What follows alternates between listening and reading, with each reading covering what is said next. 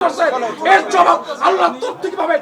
আপনার ফ্যামিলি, আমার বউ বাচ্চাকে আপনি কষ্ট দিয়েছেন, আমার বউ বাচ্চা যে চোখের পানি আপনি পাইছেন, আল্লাহ তোর থেকে আপনার বিচার হবে, আপনার বিচার হবে, আপনার বিচার হবে।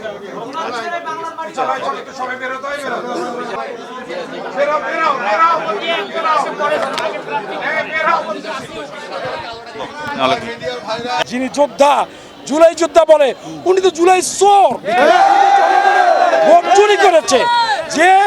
যে নেতা, যে জুলাই যোদ্ধা জনগণের রায় চুরি করে থাকে, সে অনেক কিছু চুরি করতে পারবে। বলতে চাই, আমার যদি কোনো মৃত্যু হয়, এর জন্য দায়ভার কিন্তু আক্তার সাহেব, এনসিসি কেই নিতে হবে। এটা আমি আপনাদের বলতে চাই।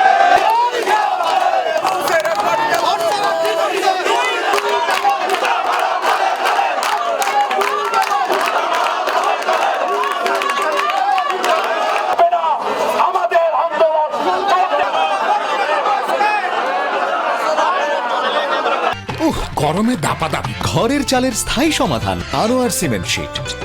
আমাকে বিভিন্ন আননোন নাম্বার থেকে আমাকে হুমকি দেওয়া হচ্ছে, গাড়িতে হামলা করে, আমার গাড়িতে হামলা করছে, আমার গাড়িতে ককটেল মারছে।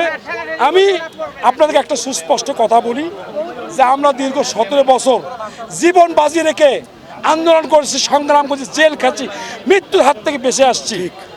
আমরা শুধু একটাই, যে একটা নির্বাচন হবে, জনগণ ভোট দেবে, জনগণ তাদের কাঙ্ক্ষিত নেতাকে বেছে নেবে। আমরা সেই দিনটি অপেক্ষা করেছি 12ই ফেব্রুয়ারি। কিন্তু আমরা কি দেখলাম আজকে?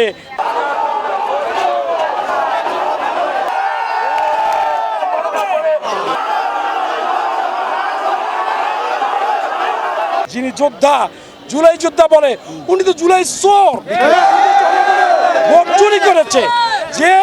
যে নেতা, যে জুলাই যোদ্ধা জনগণের রায় চুরি করে থাকে, সে অনেক কিছু চুরি করতে পারবে।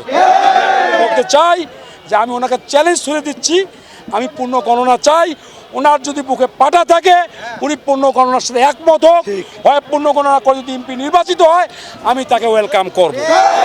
আমি আপনাদের মাধ্যমে বলতে চাই, আমাকে ভয় দেখায় লাভ নাই। আমার জীবনে যদি কোনো ঝুঁকি আসে, আমার যদি কোনো মৃত্যু হয়, এর জন্য দায়ভার কিন্তু আক্তার সাহেব, এনসিসি কেই নিতে হবে। এটা আমি আপনাদের বলতে চাই। আমরা ওটা পর্যায়ক্রমে আমরা দেখছি, আমাদের পর্যায়ক্রমে আমাদের আন্দোলন চলতেই থাকবে। আমরা আইনের প্রতি শ্রদ্ধা রেখে শান্তিপ্রিয়ভাবে আমাদের আন্দোলন চলবে ইনশাআল্লাহ।